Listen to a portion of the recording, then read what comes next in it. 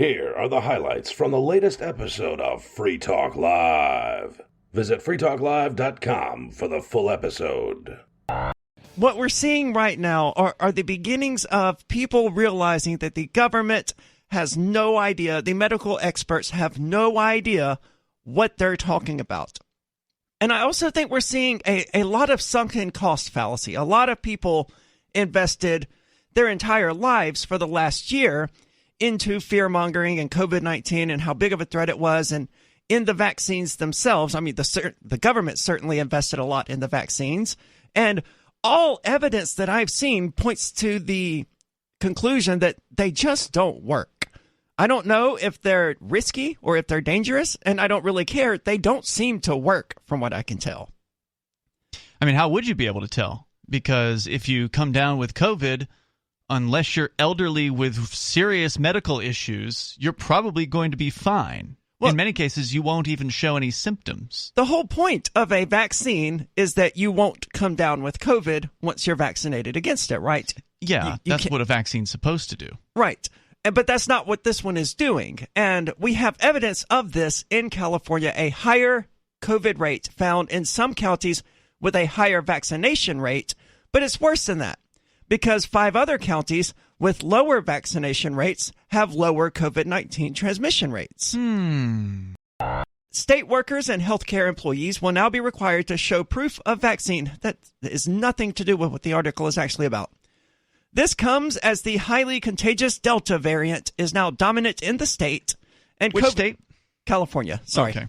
And COVID rates have skyrocketed in the month since California officially reopened, including breakthrough cases among vaccinated Californians. A new analysis finds several counties with above average vaccination rates also have higher COVID case rates, while case rates are falling in counties with below average vaccination rates.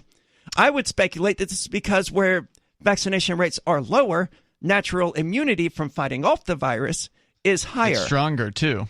Yes. Right, the natural immunity. Because if you have natural immunity, you're less, as I understand it, less likely to get the variants too. What they're telling us is always changing, but I did once see a study from someone, I don't recall exactly who, some university, that the natural immunization is not only stronger, but it appears to be permanent. Whereas the vaccines, they're already talking about booster shots. Of course they are. Yeah, because they got to find a new way to make money. Hell yeah. They knew they were going to be banking big time on this. Yeah, they can't just vaccinate you once and then be done with it. No, they have to vaccinate you again and again. Well, I mean, that's what the whole medical status, whatever you want to call the normal medical system is all about. It's about getting you on pills for life, getting you on treatments for life. There's a lot of people down there in the comments saying that they got vaccinated and they're not putting a mask back on. Under no circumstances will they put a mask back on. So because that's the reason they got vaccinated, because they were told it would be their ticket out of this. Yes. And now they were lied to. They were lied to, shockingly. The CDC issued new guidance today recommending indoor mask use in areas with high transmission rates after new data. Well, hold on. Because the headline of this says with low vaccination rates, but now they're saying high transmission rates, when we were just talking about this observation in California where lower vaccination rates have lower transmission rates and higher vaccination rates have higher transmission rates. Things that make you go, Yeah, so these two things seem to be inversely proportional, at least to some degree, or not inversely, but where vaccination rates go up, so do infection rates for some reason. Unexpectedly, so. It's very curious. CDC Director Rochelle Walensky said recent studies have shown that those vaccinated individuals who do become infected with COVID have just as much viral load as the unvaccinated, making it possible for them to spread the virus to others. So, vaccinated people can get the virus. It doesn't appear to affect how the virus affects them, and they can still spread the virus. So the whole point of this was what exactly? I don't know, man. I really can't figure out why anyone is still buying into it except just plain old sunken cost fallacy. It is not a welcomed piece of news that masking is going to be a part of people's lives who have already been vaccinated. Now remember, Vice President Kamala Harris was just saying, get vaccinated and we can take the masks off. This new data weighs heavily on me. This new guidance weighed heavily on me, and I just wanted to convey that this was not a decision that was taken lightly. That's right. We take it very seriously when we destroy your freedoms. Administration officials had been struggling in recent days with how to respond to the rising number of COVID infections and hospitalizations among those who are fully vaccinated, amid pressure from public health experts to put mask recommendations back in place. So at the same time as they're saying, hey, there's a rising number of COVID infections and hospitalization among people who are fully vaccinated, they turn around and say, oh, well, it's actually the unvaccinated people who are the problem. Yeah, pay no attention to these fully vaccinated people in the hospital. Yeah, pay no attention to us saying one thing and then immediately turning around and saying the exact opposite and acting like there's no conflict between these pieces of information whatsoever. Mm-hmm. Much of Biden's domestic agenda rides on moving the country past the pandemic and shifting the focus to other priorities, such as infrastructure and voting rights. So I want to do a little bit of a rant. I think you guys will agree with what I'm saying. So everyone sort of listening is, who's libertarian inclined. So I think there's a big correlation between diabetes and sort of overweight people in the United States, and unfortunately bad coronavirus outcomes.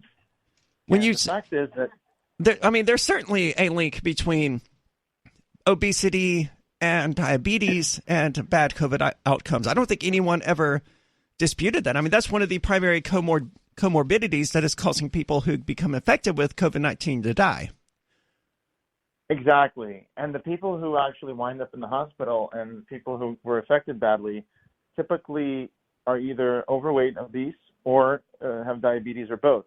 And the thing is, this country, the United States, has the highest rates of people with these conditions, and largely due to government policies. And I want to just list some of them to show just how bad it is. First of all, well, let me also say that, it only got worse during the pandemic as people weren't able to go to the gym. Some of them weren't able to go for walks. So obviously, and they didn't take down their caloric input or anything like that because they were doing less exercise. People are fatter now. Companies like Tyson Foods, for instance, these are big political donors, and there's a reason for that. Yeah. Well, my criticism of government comes from the left. So I criticize government for being in bed with the capitalists and enforcing all these things that otherwise would be for the public good. I'll give you a laundry list of things, and you tell me what you think. One of them you would agree. The government comes down and enforces the patent system, which creates artificial scarcity in these drugs. So the drugs could actually help people. And these very diabetics, 25% of the diabetics ration their insulin. They can't afford even basic insulin. Right. Once again, the government using its regulatory control to make sure these companies that are manufacturing the insulin and the other drugs are able to make money hand over fist and have very limited, if no, competition. So, yeah, I agree with you. Patents need to be abolished, and so do all other forms of licensure. So there you go. I would characterize, and many libertarians, like Ayn Rand type libertarians, think that it's a form of capitalism to own ideas, to have private ideas can't be owned. This virus came out, and, if it wasn't for the fear-mongering, I have to reiterate again and again, I don't think anyone would have ever known it was happening. Because it's just, the bodies weren't piling up in the streets like they told us they were going to be. They told us 2 weeks, lockdown for 2 weeks, and we'll flatten the curve.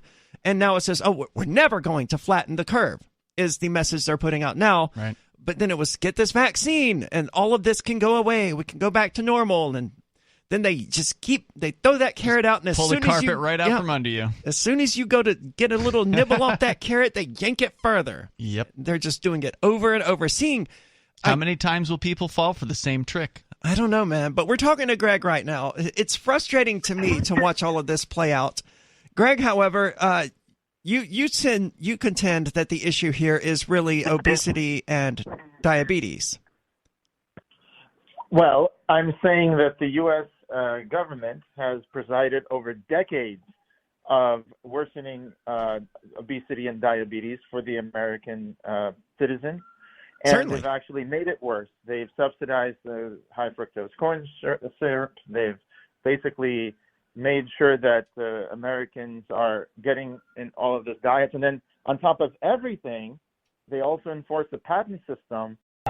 So like when the South, for example, had slaves and people wouldn't live in such an area, it still goes on in that other area. So the question is, should you use force to end violence somewhere? Here's where what you're I not think. even living? You should use force yourself and or hire people to do it. But please don't force me against my will, possibly, to fund your what is essentially a mercenary operation. If you didn't have the state and you still wanted to force these people to your will, then you'd have to pay for it. You'd have to hire the mercs to go in there with whatever equipment that they would need to either kill or disable or injure the people that were doing that operation, or torture them, or whatever it is that you would want to do to try to make them behave in the way that you want to make them behave. And then my hands are off of it because you didn't tax me for it to support that operation. But I'm going to condemn that operation as immoral. Sure, but at least we're not having to pay for it.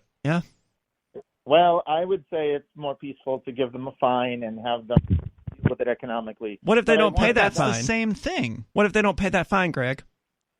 If they don't pay that fine and they keep torturing the animals, I would say that they would pay a financial. That you would go to their bank and you would garnish the money from there. So initially, Coinbase had said, we do not support the Bitcoin Cash fork. We're just going to support Bitcoin. So tough. Wow. And there was enough outcry from the people who wanted wanted their Bitcoin Cash, which they feel like should belong to them because they gave the Bitcoin to Coinbase for safekeeping. So their argument is, hey, I paid for this Bitcoin. If now you've got a Bitcoin Cash because I had a Bitcoin, I should also get that Bitcoin Cash. And that's ultimately what this guy argued, except with Bitcoin Gold. With Bitcoin Cash, there was enough of a demand to where Coinbase couldn't just let it sit there. They couldn't just take it all for themselves, which is what they would have done. Yeah, absolutely. Because it is valuable. They're not just going to let it sit there. They know it's there. And it was significantly more valuable then. Yeah. So they ultimately reneged on their original, promise to not do anything and said, all right, we're going to launch Bitcoin Cash on the Coinbase platform. And that was but that was January. It literally took them 6 months, roughly, to make this decision. And don't forget that, they wanted to keep the Bitcoin Cash. The only reason they let people have it was because of public outcry, but they wanted to keep it. So if you want to talk about evil corporations and their attempt, Coinbase, Gemini, Kraken, to become the next system of banks, well, there you go right there. They're already as evil as the banks we have now. So Coinbase didn't just keep their mouths shut about Bitcoin Gold. They actually had a reason why they didn't support it, and it's interesting. I'll share that with you here. Is it because it's trash? Well, no. They have an even better reason. So Coinbase monitored and evaluated Bitcoin Gold's network. Because remember, this was the second fork of Bitcoin. Still fairly notable because it was the second one. Bitcoin Cash was the first. That's the most notable one. And this was the second one. Coinbase monitored and evaluated their network and informed their customers via its website, quote, at this time, Coinbase cannot support Bitcoin Gold because its developers have not made the code available to the public to review. This is a major security risk. That is unquote. Fascinating. Further, in 2018, the Bitcoin Gold network was hacked by hackers who stole millions of dollars worth of Bitcoin Gold from trading platforms and individuals on the network. So in that case, Coinbase might have made the right move to say, we're not going to support this thing. I would have to ask Coinbase, though, is their code open source? Oh, hell no, it's not. Then they can't be trusted. Well, no, as they literally just said, we can't verify the security. We can't trust in Bitcoin Gold because it's not open source. Oh, but we're also not open source. Apply but you the can same trust thing us. to them, yeah. So Archer, the guy in the case, sued Coinbase based on their failure and refusal to allow him to receive his Bitcoin Gold currency and Coinbase's retention of control over his Bitcoin Gold. Because even though that was their reason for not supporting it, they still got the Bitcoin Gold. Anything you put in these exchanges, try your best to not hold it there. If you feel, I understand why people use exchanges because they're convenient. It's a way to change a thing from one thing to another. But once you're done changing the thing from one thing to another, get the other thing out. Yes. Take it out to your own wallet that you have control over. Otherwise, they'll do what they want. And it's not just, the risk from the cryptocurrency exchange themselves, but the risk of government having direct access to the information that the cryptocurrency exchange has. Correct. And that was the original story we were going to talk about. Yeah, that's what we're dealing with here, where Kraken is being pursued by the IRS. One of the largest, if not the largest. I mean, it's a huge domestic exchange in the United States. And I thought Kraken had fought this battle with the IRS before. No, Coinbase did. I thought they did it at the same time. I don't recall that. And that Kraken was like, no, screw you, we're not playing your games. I believe that was what Coinbase said. So I think that this is essentially a retread of the story that happened with Coinbase. So a few years ago, the IRS sent a notice to Coinbase saying, we want data on all of your customers who have purchased cryptocurrency from X year to Y year. Which is the widest warrant I've ever heard of. All of your customers. Coinbase fought it, and ultimately the decision was made in the court that the IRS was only allowed to get customers that had more than $20,000 worth of crypto exchanged at Coinbase. Just pick a number at random, I guess? So Kraken is officially a bank? As I understand it, yeah. Here's the press release. I hate when I'm right. Actually, I like when I'm right, but I wish I wasn't right about this. You mean your prediction that the exchanges are becoming the new banks? Yeah. And now Kraken is literally a bank. Literally, yeah. That's unfortunate. From Justice.gov, their Department of Justice press release issued Wednesday, May 5th. A federal court in the Northern District of California entered an order today authorizing the IRS to serve a John Doe summons on Payward Ventures Incorporated and subsidiaries, DBA Kraken, seeking information about U.S. taxpayers who conducted at least the equivalent of $20,000 worth of transactions in cryptocurrency during the years 2016 to 2020. So that means that if you only did $5,000 a year, then you would qualify under this particular summons. Oh, yeah.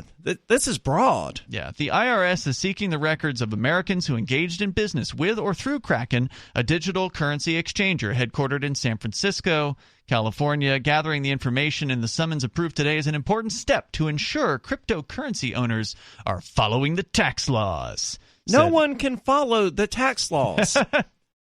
If you get a quote-unquote capital gain on the cryptocurrency, then that's taxable, which would mean that somehow you'd have to be able to track, and I believe this is an impossibility, but you'd have to be able to track the amount at which if you bought the crypto, because a lot of us just earned it. Sure. It was donated to us or whatever.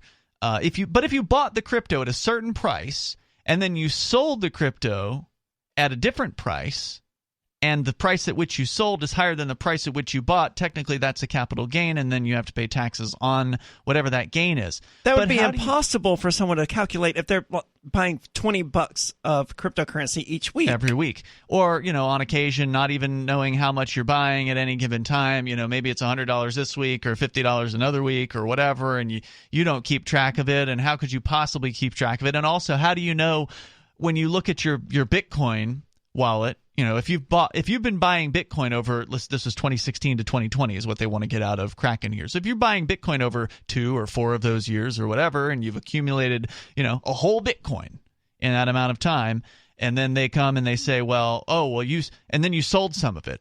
Well, how do you know if you sold the Bitcoin that you bought back in 2016? True. Versus, because again, if you only sold a tenth of the Bitcoin, was it the 10th that you bought in the first year that you were buying Bitcoin over the first 6 months, or was it the 10th from the last 6 months? Or the average user would have no way of knowing that, and I'm an above-average user, and I would have no way of knowing that. Do you have to have an alternative lifestyle to use Bitcoin? What does that even mean? So, like the BI in the BI2 coin. The what? The BI, the buy, the BI in the Bitcoin. Oh, okay. I didn't hear what he said, so I put him on hold for a second. You're still with us, Mike? Huh? I don't think he's actually still with us. So, but funny. Yeah, Bitcoin is Bitcoin is an alternative thing. Coin. It's not a buy coin only for bisexuals or alternative sexual lifestyles. No, that's we don't even know what Satoshi Nakamoto's sexual preferences were. We don't even know whether Satoshi is a he or a she. But he mentions alternative lifestyles, and you kind of do have to have an alternative lifestyle in order to use cryptocurrency, because what do you mean? It is outside of the mainstream lifestyle to spend cryptocurrency, to acquire it, Okay. to use it to buy things. That is an alternative lifestyle. It's not an alternative lifestyle in the way that people generally mean it, but you are operating a lifestyle outside of what most people would consider to be normal. If you're getting paid in cryptocurrency and using it to pay all your bills, then you're living an alternative lifestyle. Get your Bitcoin now before 50% of people in the U.S. or in the world have a demand for it, because by then, who knows what the value of Bitcoin would be? I'm sure there's some sort of calculus one could do to get some sort of general estimate, but millions probably. I mean, it's not unreasonable to say it's going to go over 100,000 at some point. I think a lot of people believe certain. that. 500,000, I think, is what John McAfee was predicting at some point before he came to an untimely supposed demise. No, man, it's all a hoax so that he didn't have to eat a certain part of his body. Well, he had already reneged on that prior to going to jail. Sure. I still like saying it as a joke, though. It's all just an elaborate conspiracy so he didn't have to eat any parts of his body. So, the IRS, they're demanding that Kraken hand over this information, and according to an article on Forbes about this, which came out about a week later, the request is looking for certain information of the users of Kraken who have done over $20,000 worth of trades in 4 years worth of time, including name, taxpayer ID number, date of birth, physical address, telephone number, and email address. For cryptocurrency investors who have unreported crypto, whether in an account with Kraken or anywhere else, the IRS is looking for you. I don't like the idea of being mean to somebody necessarily, but at the same time, looks like these people who are the vaccine people are not being very, very nice. In fact, some of them are actually out there calling for forced vaccinations against the unvaxxed. There's all this talk at the at the government level of the government gangsters that are making speeches or whatever. They're saying, and the media is also clamoring for this. They're saying it's a, quote, pandemic of the unvaccinated now. So the unvaccinated are the pandemic now. But that's demonstrably not the case, no matter how many times they say it. Well, they're going to keep saying it because, the old rule of propaganda, I think it was Hermann Goebbels or Joseph Goebbels or whatever his name was from the Nazis. I think he was famous for saying that if you say a thing, often enough, people will start to believe that it's true. So that's really all they have to do. You can throw out all your evidence, as we did in the first hour of the show, that shows that, there's a bunch of people who have the vaccine and are getting sick still. They're still coming down with COVID. And now they're changing all the rules again to say that, now you've got to wear masks in various different places. The CDC has all but admitted that the vaccine is ineffective against the Delta variant. And for anyone who knows anything about biology, the entire reason that the Delta variant is so prominent in the first place is because we have all these vaccinated people running around that are immune to all of the other strains we've seen. So that leaves only the Delta variant to break through their vaccine. You've heard a lot of praise for Florida. Oh, it's the freest state with, COVID crackdown rules or whatever. Well, according to Free State NH, Florida, which purportedly banned vaccine passports, actually passed a bill that allows for forced vaccinations. Oh, no. So be careful what you're getting in these political packages, unless you're reading the whole thing. Yeah, for those who aren't aware, what this basically means is that New Hampshire just outlawed vaccination passports. That's right. And they made it illegal for the government to force you to get the vaccine. Now, there's still a way it could come into play, right? Like if the corporations do it, well, then it's not the government. And so, sure. So New Hampshire's government cannot force a vaccination passport. So that's all that they can do, I guess, in this particular case. They're not going to be able to tell a private company what they can't do, right? Or what they can do. Well, they do it all the time. But in this case, they're not going to, because they will likely lose that court case. Yeah. So a private company does have the right. That's the way it works. Yeah, they're going to have the right to make this discriminatory choice if that's what they decide to do. But hopefully this will, at the very least, protect us from a state-mandated thing. So that's some good news. Which at least, yeah, that's good news. Can we expect Bonnie on any of these by any chance in the future? I doubt it, and that is based on what Bonnie has told me. Yeah, and so the reason for that is, of course, well, as you know, the internet is a very permanent place, and there are a lot of creepy guys. She specifically named Dave from New York as an example of a particularly creepy individual who, you never know what those people are going to do with those things. And, I wish that people didn't care about these sorts of things. I wish toplessness was as unremarkable as somebody wearing a top and that it wasn't a big deal. But the reality, I agree entirely. The reality is, for some people, it's still a big deal out there, and there's some very, very disturbed individuals out there. So I can't say that I disagree with her on this. Bonnie's a very beautiful young lady, and I think she's making the right choice. So I got one other question about it. Is this more for attention and, let's draw attention to Free Talk Live, or is this more of like a women's rights thing, or is it both, or can you talk a little bit about that? Like, what's the purpose, I guess? Well, it's all of the above, honestly. I mean, I am a troll at heart, but you can troll and still have a purpose behind doing it, right? Mm-hmm. And that's what this is. Yes, the initial idea was to troll Twitch and DLive and all of these other mainstream video platforms, but it was also to point out that, we did get suspended from Twitch back when I did a topless show called Aria Uncensored. You just heard highlights from the latest episode of Free Talk Live. You can download full episodes, subscribe to our podcast, listen live, and more, all for free at freetalklive.com.